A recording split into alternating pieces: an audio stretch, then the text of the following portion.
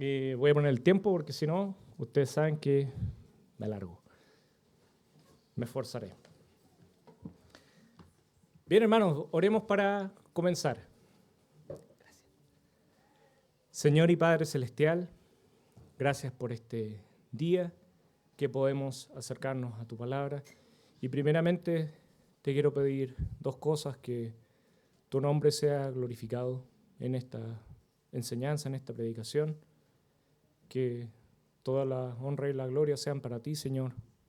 Segundo, te quiero pedir, Señor, que quites cualquier cosa que vaya a decir que esté de más, que sea tu palabra finalmente la que recordemos. Eso es lo que importa, que sea tu palabra la que anide en nuestros corazones. Quita cualquier necedad de mi boca y ayúdanos también a poder retener estas cosas que vienen de ti para poder vivir una vida, no solamente con propósito, sino también una vida que te glorifique, de la cual tú te alegres, Señor. Te pedimos por cualquier distracción en nuestra mente o distracción aquí en el templo, para que también nos ayudes a concentrarnos, para que podamos poner nuestros ojos, nuestros oídos en tu palabra, y así pueda ser de bendición para todos los que la escuchen. Te pedimos estas cosas en el nombre de tu Hijo, el Señor Jesús. Amén. ¿Se puede apagar una de estas luces, por favor? Gracias. El 14 de febrero del año 1990, la sonda espacial Voyager, primera, una distancia más de 6.000 millones de kilómetros, en un viaje que tomó más de 12 años y medio, estaba llegando casi al final, al borde del sistema solar. En esa larga travesía, esta sonda espacial da vuelta a su cámara y toma una foto. Esta es la foto. Ese pequeño punto azul que podemos ver ahí es nuestro planeta.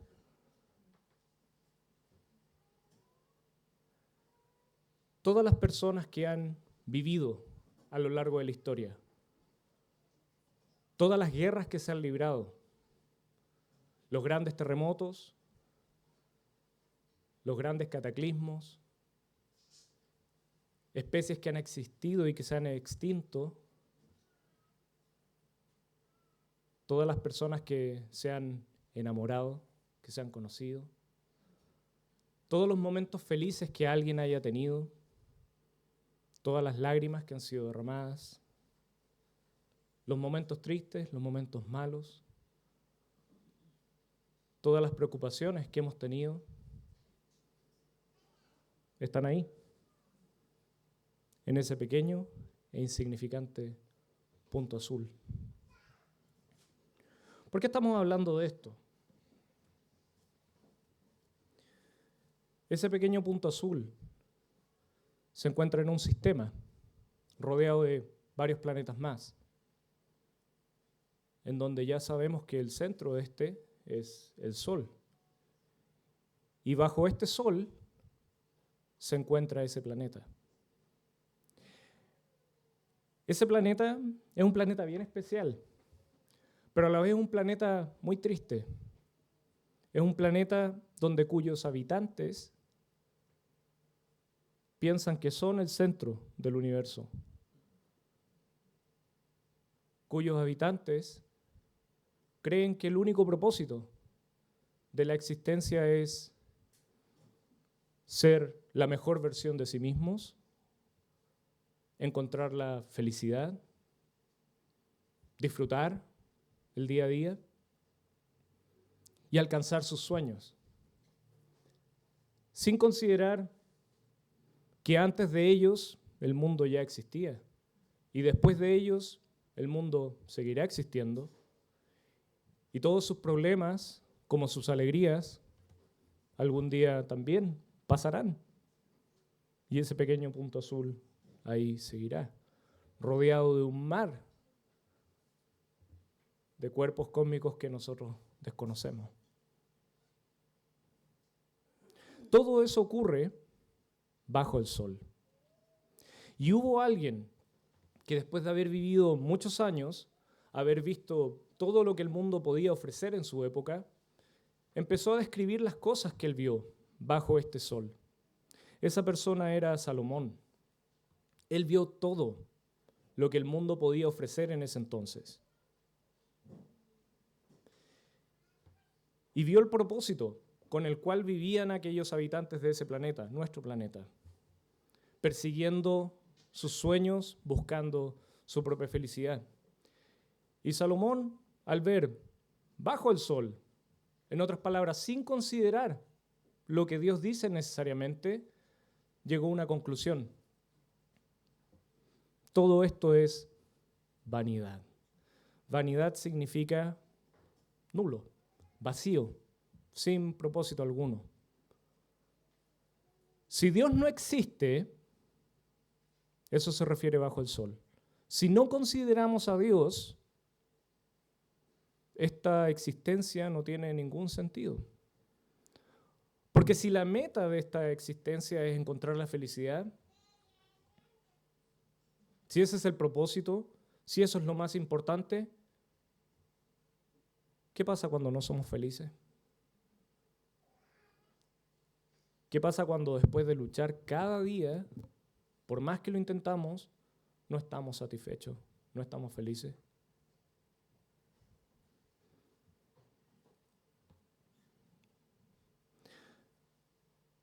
Salomón, al final de sus días, encontró que hay un propósito mucho más importante que el ser feliz. Él miró más allá del sol y se dio cuenta que hay un propósito superior a la felicidad. No digo que la felicidad esté mal. El capítulo que vamos a leer no dice que la felicidad está mal. Solo habla de que hay algo que es aún mucho más superior o mejor. Y él llamó eso la sabiduría. Y aún así, la sabiduría sin Dios también es de provecho, pero tampoco es perfecta. Finalmente, lo que él vio más allá del sol fue el conocimiento, la presencia de nuestro Creador. Eso, él dijo, es lo único que no es vano en esta existencia. Bien, vamos a estar estudiando el día de hoy Eclesiastés capítulo 7. Como bien leímos hace un rato, del versículo 1 al versículo 14. Es interesante estos capítulos en Eclesiastés y sobre todo este capítulo, el capítulo 7. ¿Por qué? Porque si bien el autor de este libro, Eclesiastés, y el autor del libro anterior, que es Proverbios, es la misma persona, Salomón, ambos tienen enfoques un tanto distintos, ¿ya? Ambos son libros que hablan de la sabiduría. Sin embargo, Proverbios es la sabiduría divina, la sabiduría más allá del sol, la sabiduría que viene de Dios, que nos ayuda a comprender cómo es la vida, o mejor dicho, cómo es la buena vida. Eclesiastés, por otro lado, también contempla y habla mucho acerca de la sabiduría, pero muchas veces desde un punto de vista un poco más duro, podríamos decir, o un poco más desalentador, que es bajo un supuesto. Consideremos que Dios no está. Sabemos que está, pero consideremos que Dios no está. ¿Qué nos queda? Entonces, es una mirada un poco más crítica de la realidad. Sin embargo, no hay que tomar Eclesiastés. Hay gente que dice, no, es súper deprimente o es bien desalentador. La verdad es un libro hermoso, porque aún así nosotros podemos encontrar una esperanza que está en Dios. Nos ayuda también a darnos cuenta justamente de eso que habíamos visto en la imagen, que somos tan insignificantes, somos tan pequeños bajo este sol. Entonces Eclesiastés es un libro hermoso. Y el capítulo 7, extrañamente, nos recuerda mucho al libro de Proverbios. Tiene una estructura muy similar. Por eso es que yo lo llamo este capítulo como el Proverbios, pero de la vida bajo el sol. Vamos a ver los versículos que tenemos aquí. Vamos a dividir este mensaje en 3 puntos principales y todos van a girar en torno a la sabiduría, que es el tema que se está desarrollando aquí. Entonces vamos a ver cómo Dios nos enseña en este pasaje, sin hablar de Él, cómo nosotros debemos buscar la sabiduría por sobre cualquier otra cosa, incluso más allá de lo que parece tan importante y que el mundo dice en las películas, en las redes sociales, que es lo más importante, que es la felicidad. Dios dice, hay algo que es incluso más importante y eso es lo que debemos buscar, la sabiduría. Pero no los voy a dejar simplemente con esa idea, sino que vamos a ver por qué. ¿Por qué la sabiduría es superior a la felicidad en este mundo? Y esos son los temas que vamos a estar desarrollando a lo largo de la predicación. Primer punto que vamos a tocar es que hay más sabiduría en el sufrimiento que en la celebración. Hay más sabiduría en el dolor que en la felicidad. Parece ser un mensaje no muy atractivo, pero créanme, es una tremenda joya para cuando uno esté en un gran momento de aflicción. Veamos lo que dice el primer versículo. Dice, mejor es la buena fama que el buen ungüento, y mejor el día de la muerte que el día del nacimiento. Esto suena como bien dramático, como, oh, mejor es morir que estar vivo. ¿Qué es lo que quiere decir aquí? Bueno, primero que todo parte con la idea de la reputación. Eso es lo primero que dice, la buena fama. ¿Por qué Salomón dice que es mejor eso que el buen ungüento? Recordemos que ungüento es perfume. Es un perfume. Y en los tiempos de Salomón, tener un perfume no era como hoy en día, que nosotros vamos a Zara o no sé, al mall y hasta la gente nos tira perfume para que veamos cuál es, podemos comprar en el cyber. Es fácil tener un perfume, pero en esos días no. Tener un perfume en esos días era una señal de estatus. No cualquiera tenía un perfume, mucho menos un perfume bueno. ¿Se acuerdan cuando la mujer vierte el perfume sobre la cabeza de Jesús? Y todos quedan así como, no, pero ¿qué estás haciendo? Con eso pudiste haber alimentado a todos los pobres. ¿Cómo vas a alimentar a tantos pobres con un perfume? Bueno, así de caros eran los perfumes. Y que una mujer como ella haya tenido un perfume tampoco debió haber sido algo fácil de conseguir. Probablemente era su posesión más preciada. Pero no estamos hablando de esa historia, es para entender un poco que Salomón dice, bueno, tener una buena fama, un buen testimonio, una vida sin culpa o una vida sencilla o intachable es mucho mejor que el ungüento, que el perfume. Recuerden, el perfume era algo que da buena reputación. Y él dice, no, la buena fama es mejor que ese símbolo de estatus. Mucho mejor. Y después dice, ¿y saben qué cosa también es buena? La muerte. Más que la vida. Esto no es el mensaje de alguien que está deprimido y que dice, oh, mejor sería morir, como lo dijo alguna vez Job en alguno de los versículos, cuando él estaba en este sube y baja,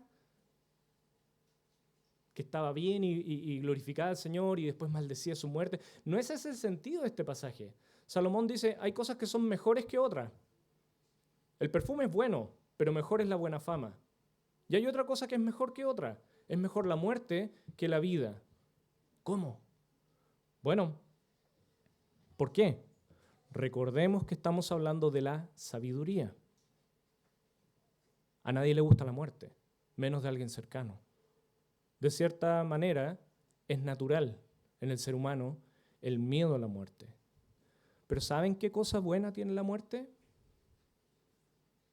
nos hace darnos cuenta de lo frágiles que somos. Nos hace darnos cuenta de lo insignificantes que somos. No importa qué tan poderoso seas en este mundo, qué tan influyente seas, cómo te sientas con respecto al resto.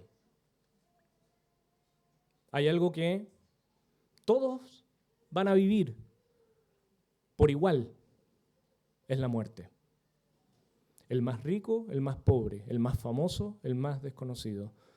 Es un hecho que trata Eclesiastés, y es que todos en algún punto vamos a morir y a todos nos va a llegar nuestra hora. No todos nacen igual, ¿cierto? No todos nacen igual. Algunos nacen, como le dicen, con la marraqueta bajo el brazo, con cuchara de plata, dicen en otros países, pero todos mueren igual. En eso somos todos iguales.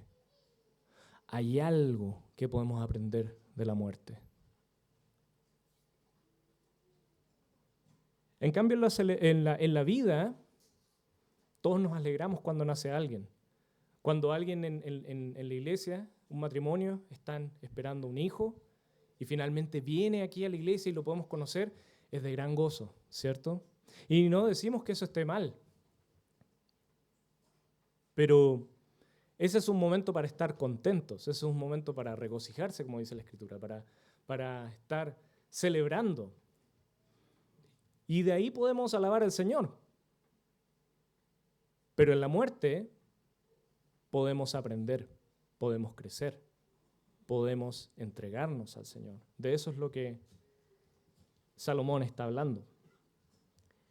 Mejor es ir a la casa del luto que a la casa del banquete, porque aquello es el fin de todos los hombres, y el que vive lo pondrá en su corazón. Estamos desarrollando la misma idea ahí, ¿cierto? Por esa razón, yo sé que no es mejor ir a un funeral que ir a un nacimiento o estar ahí cuando se presenta el bebé a la familia o a la iglesia. No estamos diciendo que una cosa es más entretenida que la otra, pero sin duda Salomón quiere reforzar esa idea, que cuando estamos en ese momento de dolor compartiendo con otros, también crecemos.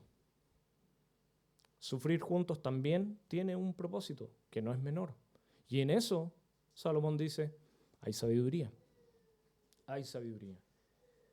Mejor es el pesar que la risa, porque con la tristeza del rostro se enmendará el corazón. Suena triste o deprimente este pasaje, pero justamente eso está hablando. Y hermanos, la razón por la que es importante estudiar este pasaje es porque hay algo que no podemos negar. Nadie quiere sufrir, todos queremos reír, todos queremos estar siempre contentos, pero eso no va a pasar. Vas a sufrir. Puede que estés sufriendo. Pero la Biblia dice que aún en esa situación hay esperanza y también hay bendición. Por lo tanto, no debemos ver el sufrimiento como algo que debemos huir o evitar a toda costa. El sufrimiento va a llegar igual, es inevitable. Pero Dios nos quiere dar esperanza y decir, aunque bajo el sol todos huyan del sufrimiento, aquellos que tengan la mirada más allá de esta tierra, más allá del sol, van a encontrar provecho, incluso de cosas tan terribles como el sufrimiento, tan indeseadas como el sufrimiento. Aquellos que tengan la mirada en el Señor podrán encontrar sabiduría aún en los momentos difíciles. De eso está hablando este pasaje. El versículo 4 refuerza también una idea similar. El corazón de los sabios está en la casa de luto, mas el corazón de los insensatos en la casa en que hay alegría. Es como esos amigos que solamente están en los buenos momentos. Es fácil ser amigo en las buenas, ¿cierto? Es fácil, asadito, ya vamos, ahí estamos, de ahí somos, o nos juntamos para ver el partido, o hay una celebración, o qué sé yo. En la buena, es fácil ser amigo. No digo que esté mal. Es la gracia de tener amigos, tener alguien con quien compartir de lo tuyo. de tu tiempo, de lo que Dios te ha provisto. Qué bueno es tener amigos. Pero ¿cuánto apreciamos, cuánto amamos a ese amigo que está ahí en el dolor? Cuando no tenemos nada que ofrecer, solamente nuestros problemas. Cuando no tenemos nada que ofrecer, sino un corazón roto. Qué bueno es el amigo que está en ese momento. Ahí hay sabiduría. Ese es el problema de nuestro mundo. Por eso las celebridades que pareciera que tienen una vida de sueño de Hollywood y que lo tienen todo, son personas tan tristes. Porque cuando están realmente mal, están solas. Y todas esas fiestas que hacen y esa opulencia que podemos ver de repente en la televisión y que parecieran que tienen vidas tan increíbles, nos damos cuenta que finalmente no son más que una imagen, vapor, humo. Salomón llama a eso vanidad. La palabra vanidad en hebreo es hebel y significa eso, humo. Se desvanece.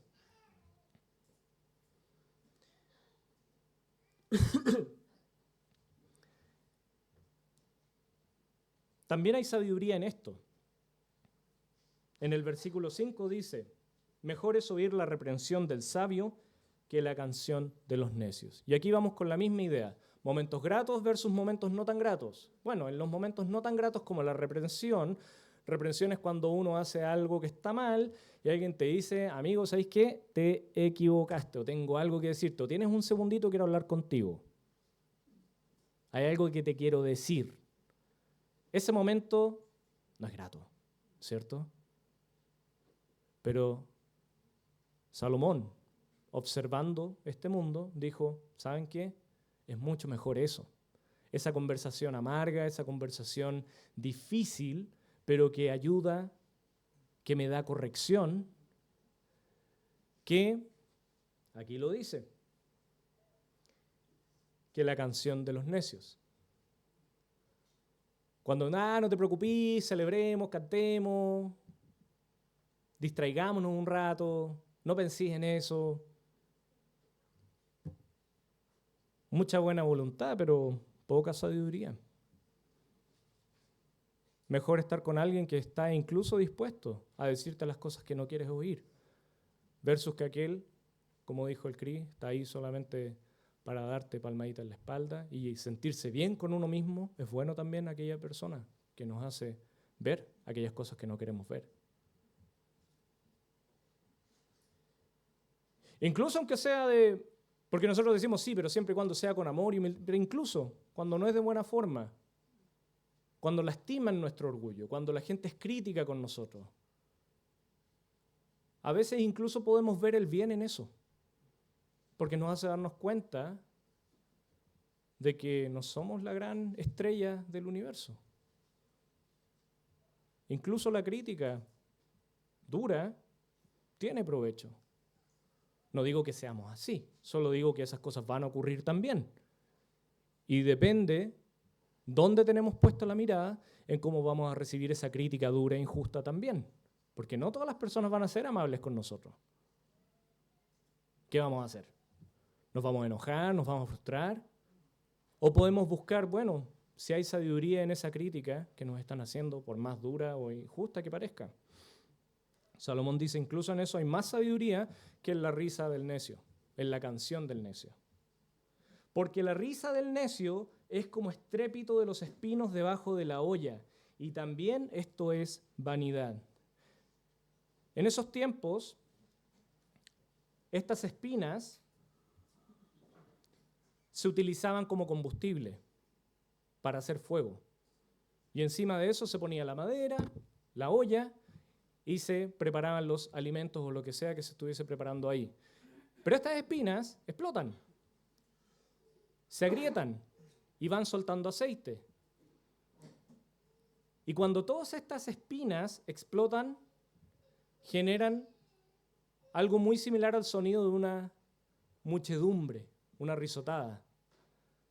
Algo parecido tal vez como cuando hacemos cabrita en el microondas. Se escucha ese sonido ensordecedor. Así es la risa del necio. Es tan fuerte que no te deja poner la mirada en las cosas que importan. Hay que reírse nomás, eso es lo que importa. Hay que pasarlo bien, eso es lo que importa. ¿Para qué vamos a pensar en lo malo? Celebremos. No digo que no se ría fuerte, pero no lo hagamos todo el tiempo, ¿sí? Hay momentos y momentos para hacerlo. Hay momentos donde hay que ser sabios también. Y hablar las cosas que no queremos hablar.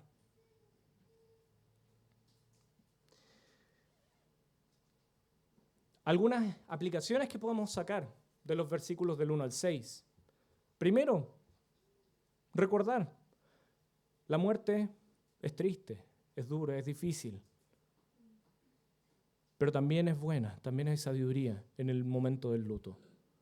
Nos hace detenernos en las cosas que realmente importan, en los momentos de temor, de miedo, de tristeza.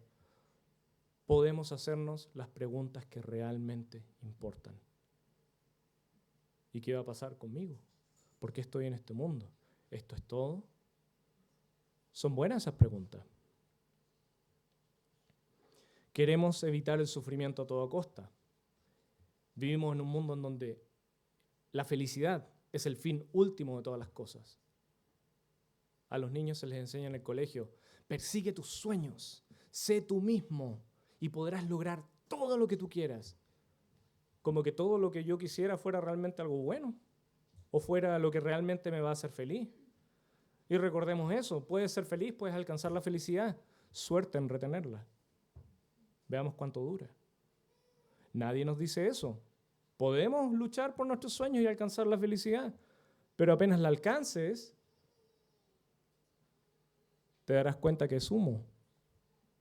Y querrás perseguir tu siguiente objetivo, y el siguiente, y el siguiente. ¿Por qué trabaja tanto el hombre? Porque cuando logra algo se da cuenta que eso no lo llenó. Comió pero no se sació, bebió pero no se le quitó la sed. Bueno, tal vez si trabajo un poco más, podré lograrlo.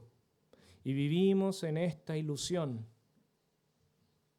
que nos han hecho creer que la felicidad está allá y que puedes alcanzarla, pero tienes que esforzarte, tienes que tener paciencia, tienes que seguir luchando y vas a llegar. Nadie nos dice, apenas llegue, se alejará. Y cuando llegues de nuevo, se volverá a alejar. Eso es vanidad.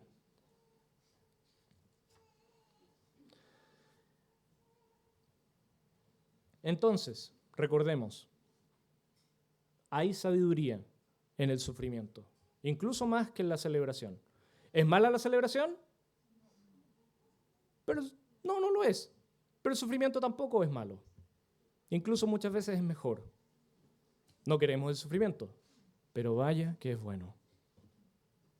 Si ponemos la mirada más allá del sol. Si no, vamos a encontrar desesperanza. Pero hay esperanza, incluso en el sufrimiento. Segundo punto, la sabiduría tiene algo muy bueno también. Y es que es como un escudo. Nos protege de nosotros mismos. Nos protege del pecado. Salomón va a tratar ese tema ahora, de cómo la sabiduría tiene esta gran ventaja, de cómo nos protege de aquellas cosas que nos hacen daño, incluso aquellas cosas que queremos. La sabiduría también nos protege de aquellas cosas que anhelamos. Veamos el versículo 7. Ciertamente la opresión hace entontecer al sabio, y las dádivas corrompen el corazón. Aquí tengo que reconocer que tuve que investigar un poquito algunas palabras porque me parecía extraño eso de que las dádivas corrompen el corazón. Pero la palabra que está utilizando acá, en el hebreo, se puede traducir como el soborno. No es cualquier dádiva, así como una ofrenda. Estamos hablando de ese regalito con intención. Ese favor, ese arreglín. Ustedes saben a lo que me refiero.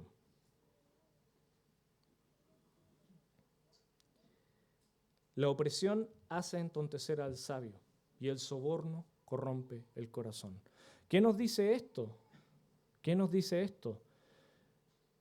Primero que todo, me gusta mucho este versículo porque a mí me pasa, no sé ustedes, que a veces yo pienso en el sabio, el que se describe en la Biblia, y siempre me imagino a alguien poco más perfecto, alguien inalcanzable. Y tal vez por lo bonito animado me han influenciado un poco la visión, pero me imagino como un viejito así de barba, bajo un árbol, una cascada y un pajarito en la cabeza. Y siempre me imagino como que la sabiduría es como algo así, como algo sereno, algo inalcanzable, alejado de toda la gente. Pero no, Salomón nos dice primero en lo que estudiamos antes, que la sabiduría está donde están las personas, incluso en cosas tan desagradables como el dolor. Contrario a la paz, esa iluminación que el mundo dice, no, la sabiduría, esa iluminación interna. ¿Qué iluminación interna? Es como la sabiduría está ahí, está con la gente, está en la ciudad. Proverbios dice, la sabiduría está en las calles, nos está buscando gente que la busque. La sabiduría es completamente alcanzable, no está lejos. Eso dice Proverbios y Eclesiastés nos refuerza eso, que está incluso en las cosas más desagradables de la vida. No está en la paz, en la serenidad. El sabio puede lograr esas cosas con la mirada correcta. Pero otra cosa que nos dice Salomón, y esto él lo habla por experiencia propia, es que no debemos idealizar al sabio, porque el sabio, por más sabio, es humano. Y el sabio, como todo ser humano, también se puede corromper. Hay algo que no debemos subestimar, y es la capacidad que tiene el hombre para hacer el mal. Y eso también le afecta al más sabio, al más conocedor, al más experimentado en la fe. También puede caer en el mal. Y no estoy hablando de, me mandé un pecadito, no, estoy hablando de tocar fondo. La persona que menos esperamos, la persona que más admiramos, puede caer fondo. Y hemos visto tristemente noticias de hermanos que admiramos en la fe, incluso de otros países que escriben libros y de repente apostató, cayó en infidelidad, negó la fe, se fue. Y uno dice, ¿pero cómo? Y Salomón dice, ¿pero qué te sorprende? Si hasta el más sabio puede caer. ¿No me pasó a mí? Salomón sabe de lo que está hablando. Cualquier persona que usted crea que es sabia no le llega ni a los talones a Salomón. Salomón fue sabio, pero mucho más. Cualquier persona que usted crea que es sabia ni se compara con Salomón. Ese sí que era sabio. Y tocó fondo. Y él no lo dice con orgullo.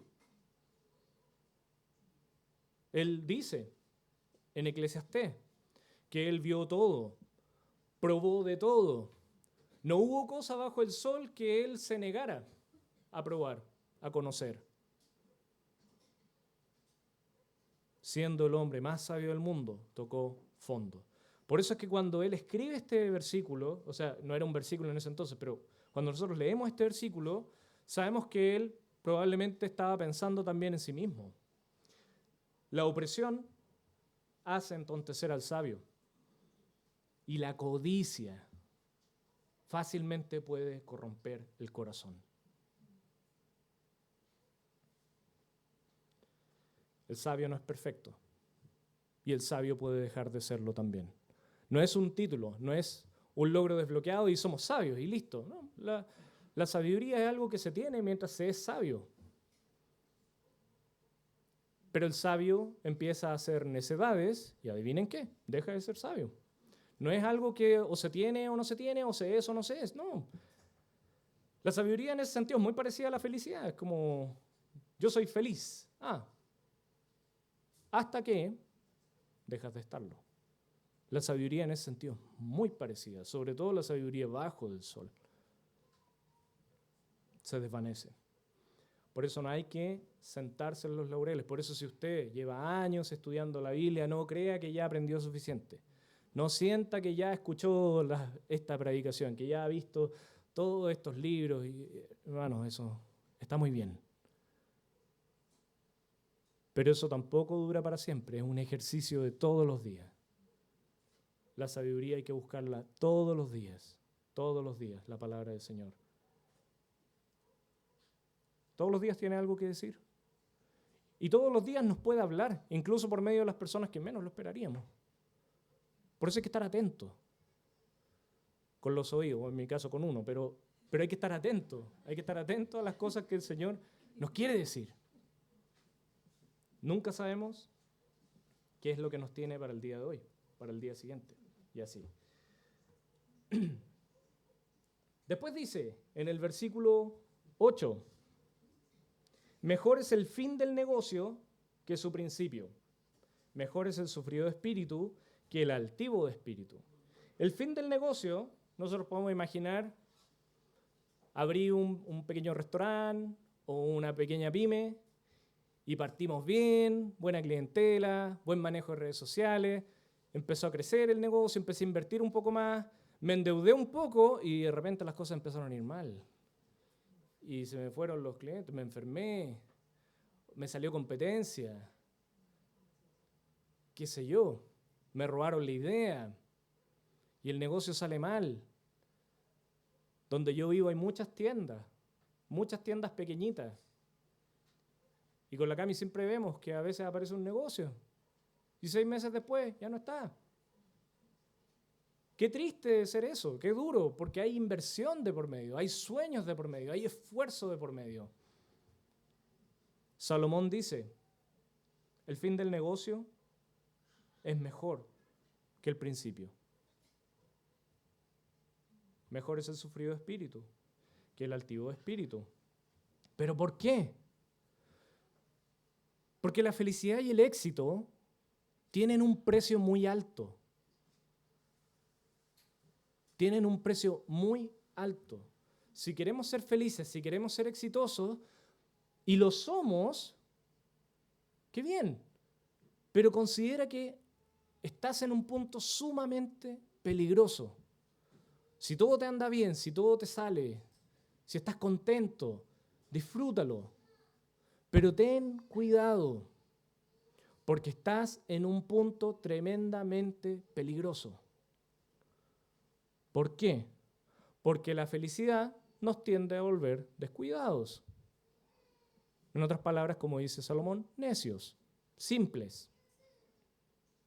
No andamos con cuidado, andamos confiados, que está contento, no se preocupa. Y el exitoso se cree el cuento. Es fácil volverse soberbio. ¿Cómo fue que dijeron? ¿Es difícil ser humilde cuando somos los mejores? No me acuerdo quién dijo esa frase, pero... ¿En Colo-Colo? Difícil ser humilde cuando somos los mejores. Pero fíjense en eso. Pero fíjense en esa frase. Bueno, eso no está escrito aquí, pero la idea es la misma. Cuando todo anda bien, empiezas a creer que es porque son tus méritos, porque tú lo mereces, porque eres mejor que los demás. Y el éxito te puede volver indiferente a los demás. Te pueden volver engreído. Puedes empezar a crear una tarima para ti mismo y ponerte en altura y mirar a los demás por encima del hombro. Porque total, yo lo hice por mi esfuerzo y lo logré y por eso yo surgí. Surgiste porque Dios lo permitió. Así como otros no surgieron porque Dios no lo permitió. Pero el éxito nos envanece, nos endurece. Es fácil caer en eso. La sabiduría va a actuar como un escudo que nos va a hacer darnos cuenta de quiénes somos realmente. Y por eso Salomón dice, incluso en el mal negocio hay sabiduría también, mucho más que en el buen negocio.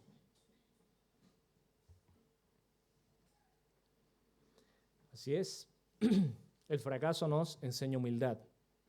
Hay algo bueno también en perder, en fracasar. Hay algo bueno. Hay mucho de bueno en el fracaso. No te apresures en tu espíritu a enojarte.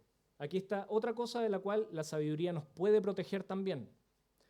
No te apresures en tu espíritu a enojarte, porque el enojo reposa en el seno de los necios. Y quiero conectarlo con el versículo que sigue. Nunca digas, ¿cuál es la causa de que los tiempos pasados fueron mejores que estos? Porque nunca de esto preguntarás con sabiduría. Y aquí pareciera que el autor está hablando de cosas como al azar, como habla del enojo, habla de el mirar el pasado y decir, no, pero es que las cosas ya no son como antes, los de antes sí eran tiempo, mi infancia, esa sí que fue infancia, ¿no? Como los niños de ahora. Pareciera que son dos cosas nada que ver. ¿Qué tiene que ver la ira con el vivir de las glorias pasadas? Bueno, Salomón dice, en eso no hay sabiduría. El enojo y la nostalgia tienen un común denominador. Y es que el efecto que tienen esos dos en nuestro corazón es tremendamente dañino. Y el resultado es un corazón lleno de amargura. Hay dos causas principales por las cuales una persona está amargada. Y no estoy hablando de alguien del mundo, estoy hablando de incluso en la iglesia, incluso nosotros. ¿Por qué razón puedo ser amargado o estar lleno de amargura? Por un enojo no resuelto que hizo que yo no fuese capaz de perdonar. No, es que lo que me hicieron, lo que me dijeron, la traición. Y voy a cargar con esa ira. Y la otra persona vive tranquilo, o sea, ni está pensando en lo que nos hizo. Pero nosotros seguimos odiando en nuestro corazón y la ira se transforma en ese alimento que nutre esta raíz, que finalmente se anida en nuestro corazón y ya no podemos sacar, que es la amargura. ¿Cuántas personas no viven esta vida pensando todo el tiempo en el odio, en el enojo? Al punto que ya no los deja ni disfrutar las cosas sencillas. La ira crea tremenda amargura. Y aquellos también que viven aferrados al pasado. No, es que yo antes, no quiero ser cuidadoso con lo que voy a decir. No estoy pensando en nadie en particular, pero cosas como un accidente que te causó una gran pérdida. No, es que yo antes del accidente y antes de esto y esto otro. O a lo mejor, insisto, de verdad no estoy pensando en nadie. Tal vez un matrimonio que no funcionó. No, es que todo estaba bien y por esta y esta razón. Y antes sí y ahora yo nunca voy a poder. Hermanos, todas esas cosas no hacen nada más que nutrir aquella raíz. El pasado nomás. Hay que seguir adelante. El enojo, transformémoslo en perdón. Y hay que seguir adelante. Estas dos cosas no son más que cadenas para nuestro corazón. Ahí no hay sabiduría. Punto final. Punto final. La sabiduría no nos va a librar del dolor. ¿Ya? La sabiduría no nos va a librar del dolor. Pero nos puede llevar a esperanza, a la esperanza. Nos puede llevar a confiar en Dios. Y esa es la tercera razón de por qué la sabiduría es superior a la felicidad. La felicidad no nos lleva a confiar en el Señor. Nos lleva a desesperarnos por no querer perderla o por no poder alcanzarla. Pero la sabiduría no es así. La sabiduría hace que no nos aferremos a las cosas y podamos confiar en el Señor, para bien o para mal, en lo bueno o en lo malo. Buena es la ciencia con herencia y provechosa para los que ven el sol, porque escudo es la ciencia y escudo es el dinero, mas la sabiduría excede en que da vida a sus poseedores. Aquí Salomón no está hablando de esta visión de la sabiduría como el que se desprendió de todos los bienes materiales, que habíamos dicho antes, que se va lejos. No, como incluso en la riqueza hay bendición.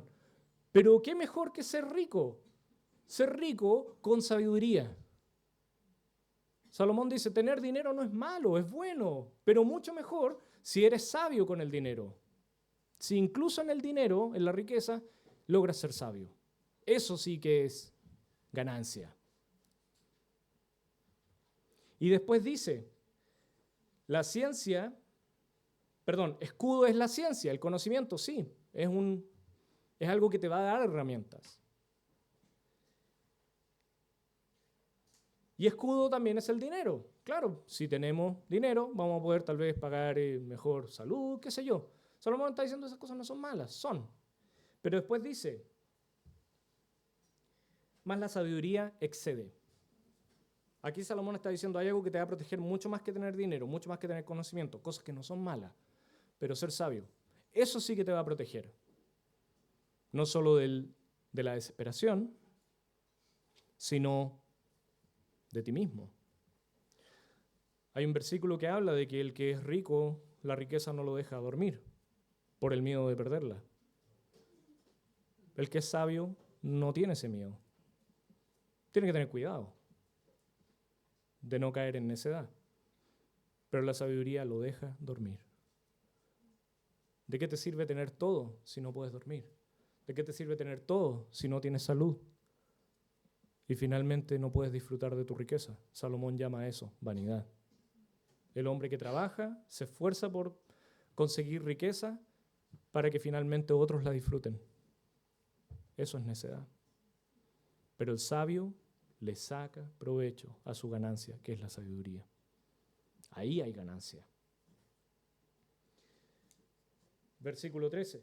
Mira la obra de Dios, porque ¿quién podrá enderezar lo que él torció? En el día del bien, goza del bien. Y en el día de la adversidad, considera. Dios hizo tanto lo uno como lo otro, a fin de que el hombre nada halle después de él.